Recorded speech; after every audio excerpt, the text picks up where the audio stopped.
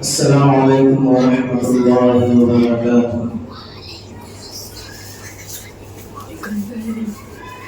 الحمد للہ وحدہ والصلاة والسلام علی من لا نبی بعدہ، اما بعد فقد قال اللہ تبارک وتعالی فی القرآن المجید والفرقان الحمید: اعوذ باللہ من الشیطان الرجیم، بسم اللہ الرحمن الرحیم۔ سبحان الذي أسرى بعبده ليلا من المسجد الحرام إلى المسجد الأقصى الذي باركنا حوله لنريه من آياتنا إنه هو السميع البصير۔ آمنت بالله صدق الله مولانا العظيم وصدق رسوله النبي الكريم ونحن على ذلك من الشاهدين والشاكرين والحمد لله رب العالمين۔ سبحانك لا علم لنا إلا ما علمتنا إنك أنت العليم الحكيم۔ رب اشرح لي صدري ويسر لي أمري واحلل عقدة من لساني يفقهوا قولي۔ اللهم صل على سيدنا مولانا محمد وعلى آل سيدنا مولانا محمد وبارك وسلم۔ بزرگان محترم، عزیز ساتھیوں، اللہ رب العزت کا کرم اور احسان ہے کہ اللہ باری عز اسمہ نے ہمیں رجب کا بابرکت مہینہ عطا فرمایا ہے۔ اس مہینے کے بارے میں رسول اللہ صلی اللہ علیہ وسلم نے جو فضیلتیں بیان فرمائی ہیں،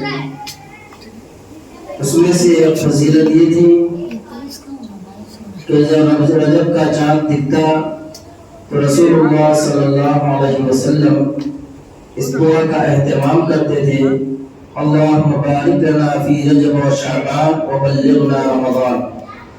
اے اللہ، ہمیں رجب اور شعبان کے مہینے میں برکت عطا فرما اور ہمیں رمضان المبارک تک پہنچا دیجیے۔ گویا کہ امام الانبیاء سید الاولین والآخرین جناب محمد رسول اللہ صلی اللہ علیہ وسلم نے رجب کے مہینے میں برکت کی دعا فرمائی ہے،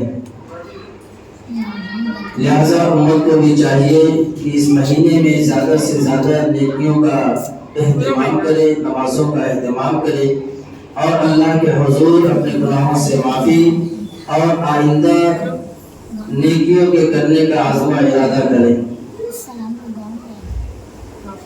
رجب کے مہینے کے تعلق سے جو ایک ضعیف اور کمزور روایت ہے کہ جس میں 27 رجب کے بارے میں آتا ہے کہ شب معراج ہے۔ یقیناً معراج ایک ایسی حقیقت ہے کہ جس کا انکار نہیں کیا جا سکتا، لیکن معراج کیا چیز ہے؟ اللہ تبارک و تعالیٰ نے جملہ تمام انبیاء علیہ السلام کو کچھ ایسی ان کے ہاتھ سے ایسی کرامات اور ایسے معجزات صادر کرائے جو خلق عادت ہوا کرتے تھے۔ حضرت آدم علیہ السلام سب سے پہلے نبی اور پیغمبر ہیں۔ سلسلہ آپ سے چلتا رہا اور اخیر میں جناب محمد رسول اللہ صلی اللہ علیہ وسلم کو اس دنیا میں مبعوث فرمایا۔ تقریباً 1.25 لاکھ کم و بیش انبیاء علیہ السلام اس دنیا میں تشریف لائے۔ اللہ تبارک و تعالیٰ نے انبیاء علیہ السلام کو معجزات سے نوازا تھا۔ ابراہیم علیہ السلام کا معجزہ یہ تھا کہ جب وقت کے ظالم بادشاہ نمرود نے آپ کو دنیا سے مٹانے کی کوشش کیا تو آپ ابراہیم علیہ السلام کو آگ میں ڈالا، جبکہ آگ کے اندر جلانے کی صفت ہے، لیکن اللہ کے خلیل ابراہیم علیہ السلام کو آگ نہ جلا سکی۔ یہ حضرت ابراہیم علیہ السلام کا معجزہ تھا۔ ایسے ہی موسیٰ علیہ السلام کا معجزہ کہ اللہ تبارک و تعالیٰ نے حضرت موسیٰ علیہ السلام کو ایک عصا ایک لاٹھی دیا تھا، جس کے ذریعے سے حضرت موسیٰ علیہ السلام بہت سارے ایسے کام کر لیا کرتے تھے جو انسانی اعضاء و جوارح سے ہونا ناممکن نظر آتا تھا۔ چنانچہ حضرت موسیٰ علیہ السلام کے مقابلے میں جب جادوگر آئے اور انہوں نے اپنے اپنے کرتب دکھائے کہ اس کرتب دکھانے میں اگر موسیٰ علیہ السلام کامیاب ہو گئے تو ہم اس کو نبی مان جائیں گے۔ چنانچہ موسیٰ علیہ السلام نے کہا کہ ٹھیک ہے بلاؤ۔ چنانچہ شہر کے اور ملک کے بڑے بڑے جادوگروں کو بلایا گیا اور سب نے اپنے اپنے کرتب دکھائے یہ کہ سبوں نے سانپ کو بنایا کہ زمین پہ سانپ چلنے لگا اور یہ کہا کہ موسیٰ تم اس کا مقابلہ کرو۔ چنانچہ اللہ تعالیٰ کا حکم ہوا کہ موسیٰ علیہ السلام آپ کے ہاتھ میں جو چھڑی ہے عصا ہے اس کو زمین پہ ڈالو۔ چنانچہ موسیٰ علیہ السلام نے جب اس عصا کو زمین پہ ڈالا ان سب جادوگروں سے بنائے ہوئے سب سے بڑا سانپ موسیٰ علیہ السلام کی لاٹھی بنی اور سارے جادوگروں کے سانپ کو نگل لیا۔ موسیٰ علیہ السلام بشری انسانیت کی بنیاد پر تھوڑا سا سہمے اور ڈرے کہ میں اب اس لاٹھی کو اس اژدہا کو ہاتھ کیسے لگاؤں۔ اللہ نے کہا کہ لا تخف، ڈرنے کی کوئی بات نہیں، پیچھے ہٹنے کی موسیٰ علیہ السلام کوئی بات نہیں، آپ اس لاٹھی کو ہاتھ لگائیے سانپ کو۔ موسیٰ علیہ السلام نے جب اس اژدہا کو ہاتھ لگایا چنانچہ عصا میں تبدیل ہو گیا۔ یہ حضرت موسیٰ علیہ السلام کا معجزہ تھا۔ ایسے ہی دیگر معجزات سے اللہ تبارک تعالیٰ نے دیگر انبیاء علیہ السلام کو نوازا۔ حضرت عیسیٰ علیہ السلام کو اللہ تبارک تعالیٰ نے ایسا معجزہ عطا فرمایا تھا کہ حضرت عیسیٰ علیہ السلام اللہ کے حکم سے مردوں کو زندہ کر دیا کرتے تھے۔ پیدائشی نابینا کے چہرے پہ ہاتھ پھیرتے تو اس کی بینائی لوٹ آتی، کوڑ کے مرض میں کوئی مبتلا ہو جاتا تو اس کے جسم پہ ہاتھ پھیرتے تو وہ شفا یاب ہو جاتا۔ کبھی ایسا ہوتا کہ اندھیرے میں روشنی کی ضرورت ہوتی تو حضرت عیسیٰ علیہ السلام اپنے ہاتھ کو اپنی بغل میں دباتے اور پھر نکالتے تو سورج سے زیادہ تیز روشن ہوا کرتا۔ یہ حضرت عیسیٰ علیہ السلام کا معجزہ تھا جو اللہ تبارک و تعالیٰ نے ان کو نوازا تھا۔ ایسے ہی عقیم میں حضرت امام الانبیاء سید الاولین والآخرین جناب محمد رسول اللہ صلی اللہ علیہ وسلم کو اللہ تبارک و تعالیٰ نے محدثین اکرام نے جو معجزات کی تعداد گنوائی ہے تقریباً 1000 معجزات سے اللہ رب العزت نے نوازا تھا۔ اللہ کے رسول صلی اللہ علیہ وسلم نے جب اعلان نبوت کیا، اعلان کلمۃ اللہ کا جب کیا، جب لا الہ الا اللہ محمد رسول اللہ کا اعلان کیا تو ابو جہل آیا اور ہاتھ کے اندر اپنے مٹھی میں کنکر لیا اور یہ کہا کہ میری مٹھی میں کیا ہے، لہذا جب یہ تمہارے نبوت کی گواہی دے گی تب میں تجھے نہیں مانتا ہوں۔ حضور پاک صلی اللہ علیہ وسلم نے فرمایا تمہاری مٹھی سے گواہی دلائی جائے یا خود کنکر اپنی زبان سے اپنے کنکر خود گواہی دے۔ حضور پاک صلی اللہ علیہ وسلم نے کنکر کو حکم دیا کہ کنکر ابو جہل کے ہاتھ میں تجھے میری نبوت کی گواہی دے دے۔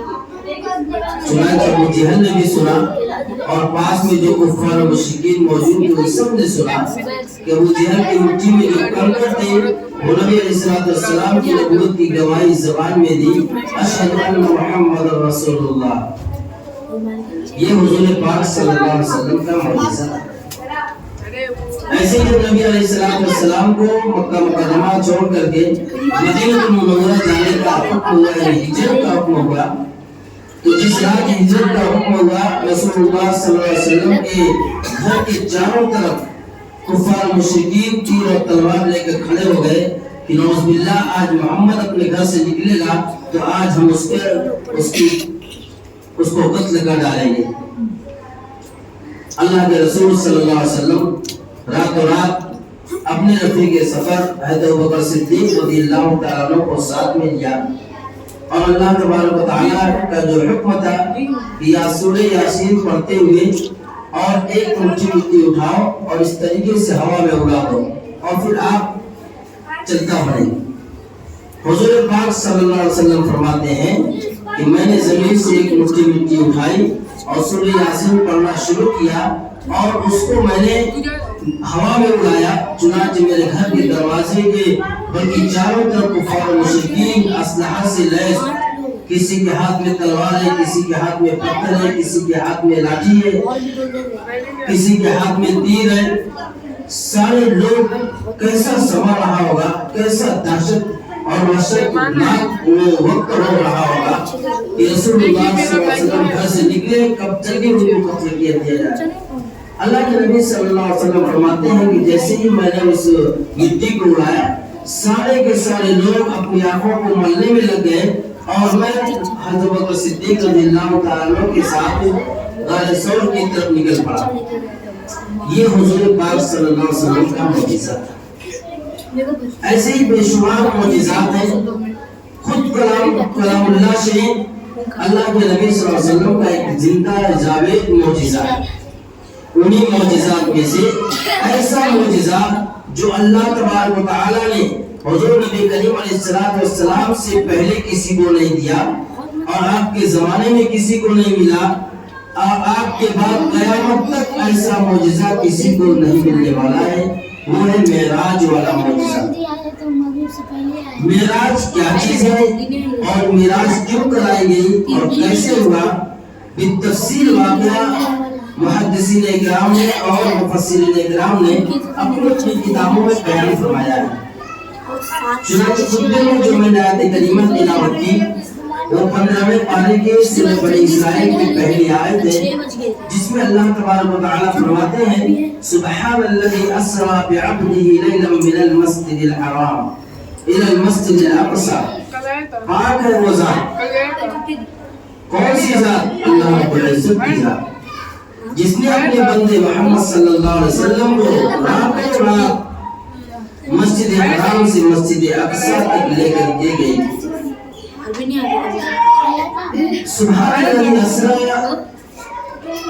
کہ اس آیت کے ایک ایک لفظ پہ یہ بھی نبی علیہ السلام کا معجزہ ہے کہ ایک ایک لفظ پہ مفسرین اکرام نے علم پہ دریا بڑھا دی کہ اللہ تبارک و تعالیٰ نے یہ نہیں کہا کہ رسول اللہ صلی اللہ علیہ وسلم یا نبی حضرت محمد صلی اللہ علیہ وسلم مسجد حرام سے مسجد اقصی تک گئے، پھر وہاں سے ساتوں آسمان کی سیر کرائی گئی، بلکہ کہا پاک ہے وہ ذات جس نے اپنے بندے کو نبی نہیں کہا، رسول نہیں کہا، محمد نہیں کہا۔ اس لفظ عبد کے اندر اللہ تبارک و تعالیٰ نے ایسے ہیرے جواہرات موتی چھپا کر کے رکھا ہے جن کو جہاں تک ہماری عقل کی رسائی نہیں ہو سکتی۔ چنانچہ اللہ تبارک و تعالیٰ نے امام الانبیاء سید الاولین والآخرین جناب محمد رسول اللہ صلی اللہ علیہ وسلم سے دریافت فرمایا معراج کے اندر کہ اے محمد صلی اللہ علیہ وسلم، اے میرے محبوب صلی اللہ علیہ وسلم، بتائیے آپ کی نزدیک سب سے افضل عمل کون سا ہے، سب سے بہتر عمل کون سا ہے، سب سے محبوب اور پسندیدہ عمل کون سا ہے؟ رسول اللہ صلی اللہ علیہ وسلم جن کے صدقے میں اللہ تبارک و تعالیٰ نے کائنات اور کائنات کے ایک ذرے کو یہاں تک کہ فرشتوں اور جنت جہنم کو اللہ رب العزت نے وجود بخشا۔ اور حدیث قدسی اللہ تبارک و تعالیٰ فرماتے ہیں کہ اگر مجھے آخری نبی جناب محمد رسول اللہ صلی اللہ اگر پیدا نہ کرنا ہوتا، آپ کی تخلیق نہ کرنا ہوتا تو میں کسی چیز کو پیدا نہیں کرتا۔ گویا کہ رسول اللہ صلی اللہ علیہ وسلم وجہ تخلیق کائنات ہے، یعنی اس دنیا کے وجود میں آنے کا ذریعہ ہے۔ اگر آپ کی ذات بابرکات کا وجود نہ ہوتا تو دنیا کی کوئی چیز نہ ہوتی،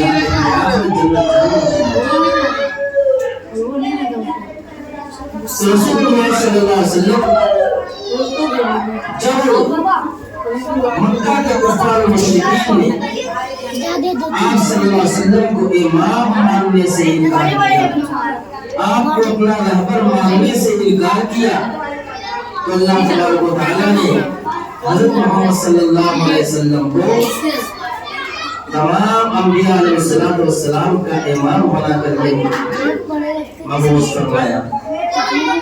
تو اللہ کے نبی صلی اللہ علیہ وسلم سے اللہ تبارک تعالیٰ نے جب پوچھا کہ کون سا عمل سب سے زیادہ محبوب ہے، تو رسول اللہ صلی اللہ علیہ وسلم نے فرمایا کہ میرے نزدیک سب سے زیادہ محبوب عمل اے باری تعالیٰ یہ ہے کہ میں آپ کا بندہ بن کر زندگی گزاروں۔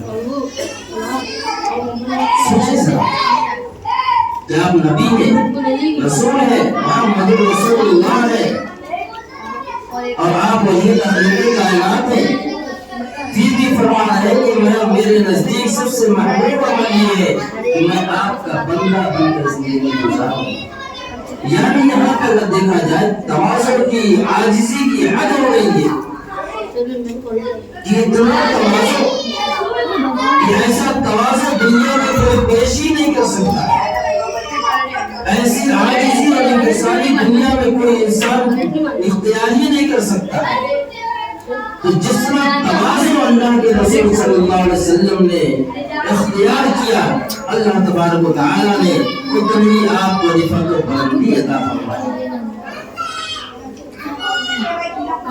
جب معراج کے اندر اللہ کے رسول صلی اللہ علیہ وسلم، چونکہ اس معراج کے واقعے سے واقعہ یہ ہمارا عقیدہ ہے، ہمارا ایمان ہے، اس سے انکار نہیں کیا جا سکتا۔ جو شخص معراج کے واقعے سے انکار کر دے گا وہ دائرہ اسلام سے خارج ہو جائے گا، چونکہ قرآن کے ایک ایک حرف پہ ایمان لانا لازم ہے، اور ہمارا عقیدہ ہے، ہم ایمان ہے کہ قرآن کا ایک ایک حرف سچا ہے اور حقیقت پر مبنی ہے۔ اگر معراج کے واقعے کا انکار کیا جائے تو قرآن کی اس آیت کا انکار ہوگا، اور قرآن کی آیت کا انکار کرنے والا دائرہ اسلام سے خارج ہو جائے۔ تو فرمایا پاک ہے وہ ذات جس نے اپنے بندے حضرت محمد صلی اللہ علیہ وسلم کو ہاتھوں ہاتھ، کتابوں میں لکھا ہے کہ مسجد حرام سے مسجد اقصی تک کی جو مسافت ہے وہ 40 دن کی مسافت ہے۔ یعنی زمانے میں پیدل لوگوں سے چلا ایک سفر کیا تھا تو 40 دن کی مسافت، اور پھر مسجد اقصی سے ساتوں آسمان کی جو مسافت ہے، فرمایا کہ 500 سال کی مسافت ہے۔ اتنا لمبا وقت رسول اللہ صلی اللہ علیہ وسلم کتنی دیر میں طے کرتے ہیں کہ سبحان الذی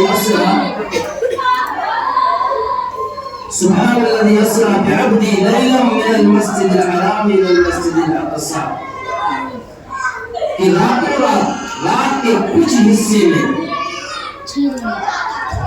کہ ابھی جس گھر سے رسول اللہ صلی اللہ علیہ وسلم تشریف لے جا رہے ہیں اس گھر کی کنڈیاں ابھی ہلی نہیں تھی، حرکت ہی کر رہی تھی کہ اللہ کے رسول صلی اللہ علیہ وسلم واپس آئے۔ اتنا لمبا سفر، اب ہماری عقل حیرت میں ہوگی کہ کیسے ہو سکتا ہے، لیکن آج کے اس ٹیکنالوجی کے دور میں ہر بات کا سمجھنا اور سمجھانا بالکل آسان ہے۔ امریکہ یہاں سے کتنی دور ہے؟ 18,000 کلومیٹر ہے۔ لیکن وہاں سے اگر کوئی فل پہ بات کرے سیکنڈوں میں ہر لفظ ہمارے کان میں گھستا ہے. کیسے آتی ہے آواز؟ جب ایک فانی انسان ایسے آلات کو ایجاد بخش سکتا ہے کہ ہزاروں میل کی آواز کو سیکنڈوں میں پہنچا سکتا ہے تو وہ تو سبحان الذی اسریٰ، اللہ کی پاک ذات جس نے اوقات کو، انسان کے عقلوں کو اور ہر ایک چیز کو اپنی قدرت کاملہ سے وجود میں بخشا ہے. اور مفسرین اکرام محدثین اکرام بتلاتے ہیں چونکہ اللہ تبارک و تعالیٰ کے ہی قبضے قدرت میں تمام چیزیں ہیں. اوقات بھی، صبح شام کا تبدیل ہونا بھی اللہ تبارک تعالیٰ کے قبضے قدرت میں. وہ چاہے تو رات کو جتنا لمبا چاہے کر دے، دن کو جتنا لمبا چاہے کر دے. چنانچہ موسموں کی تبدیلیوں میں ہم دیکھتے ہیں ابھی ٹھنڈی کا موسم ہے، رات کافی لمبی ہے، دن چھوٹا ہے. گرمی کا موسم آئے گا، رات چھوٹی ہو جائے گی، دن لمبا ہو جائے گا. تو دنوں کا ہیر پھیر، دنوں کا گھٹنا اور بڑھنا یہ اللہ تبارک تعالیٰ کی قبضے قدرت میں. مفسرین اکرام بتلاتے ہیں کہ نبی علیہ السلام کی جو اتنی لمبی مسافت والا سفر اتنے کم وقت میں جو طے ہوا، اللہ تبارک و تعالیٰ نے اوقات کو وہیں پہ روک دیا تھا. سورج کو حکم تھا کہ تو طلوع نہیں ہونا، رات کو حکم تھا، گھڑی گھنٹے کو حکم تھا کہ بدلنا نہیں.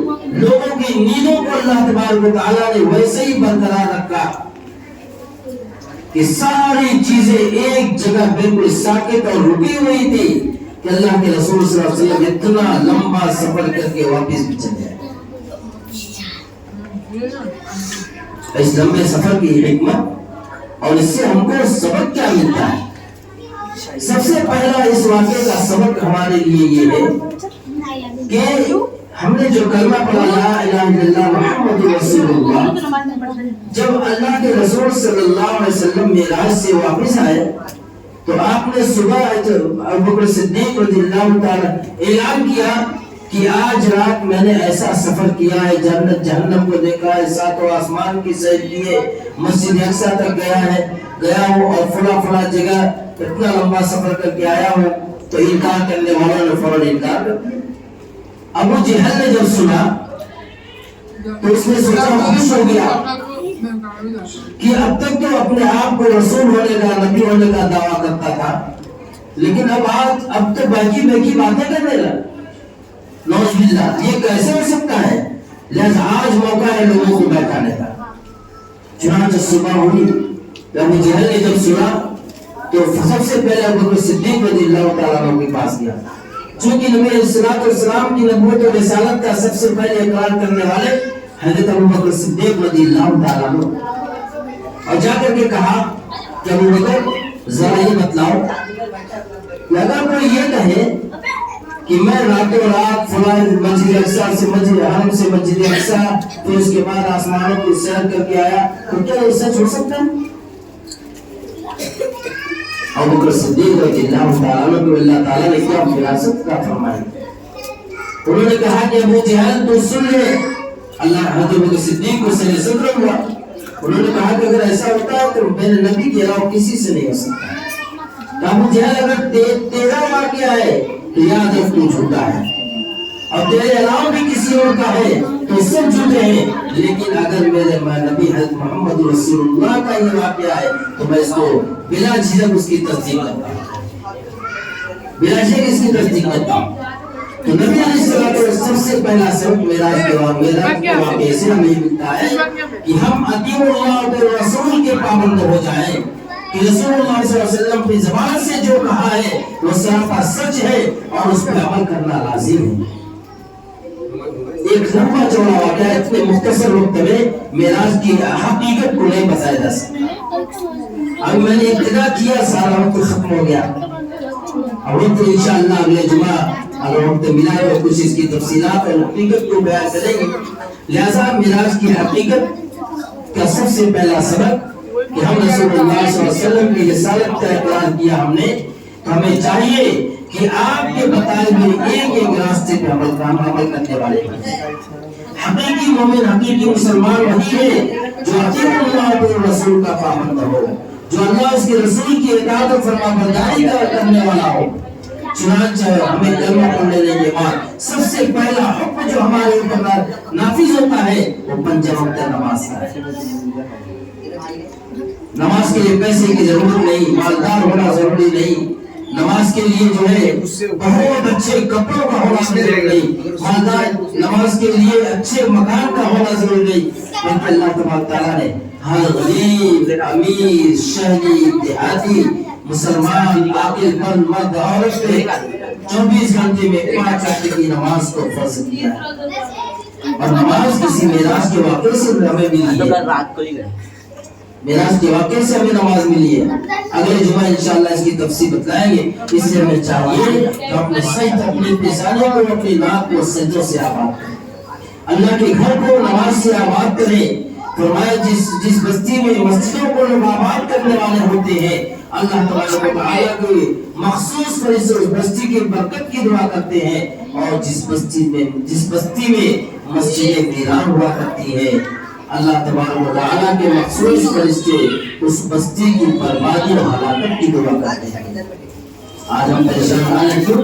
اس لیے ہم نے مسجدوں کو آباد نہیں ویران کر دیا ہے۔ اس لیے ہمیں چاہیے کہ ہم اللہ کے گھر کو آباد کریں، نمازوں کو اپنی زندگی کا حصہ بنائیں، کہ نماز کے بغیر، جسے نوکری کے بغیر انسان تڑپتا ہے کہ میں کیا کروں گا، میرے بیوی بچوں کا کیا ہوگا، ایسی نماز کے چھوٹ جانے پہ اس کے دل کے اندر طلب ہو کہ جب تک پڑھ نہ لے اس کو چین نہ ملے۔ اللہ تبارک و تعالی ہمیں اس باتوں میں توفیق عطا فرمائے۔ وآخر دعوانا الحمدللہ رب العالمین۔